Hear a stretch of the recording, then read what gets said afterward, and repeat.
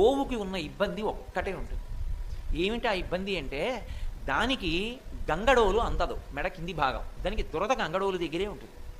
దానికి తోకతోనే గోక్కోవాలి, అందదు. అందక ఆ గంగడోలు కొద్దిగా దురద పెడుతుంటే అది ఎప్పుడు ఇబ్బంది పడుతుంటుంది. పితృదేవతలు 7 తరాల వాళ్ళు నరకలోకం నుండి విముక్తి పొంది ఉత్తమ లోకాలకు వెళ్ళిపోతారు. ఎప్పుడు వెళ్ళిపోతారో తెలుసా? గోశాలలో గరుకు స్తంభం వేస్తే.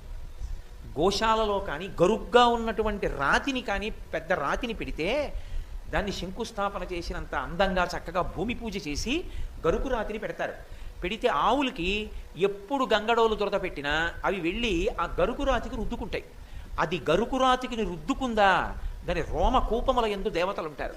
దానికి దురద తీరింది కాబట్టి గరుకు స్తంభం ఇలా గోశాలలో వేసిన ఉత్తర క్షణంలో ఆయన యొక్క పైతరాల్లో 7 తరాల వాళ్ళని ఉత్తమ లోకాలకు పంపించేస్తారు. నీ వంశంలో పుట్టినవాడు గరుకు స్తంభం వేశాడు.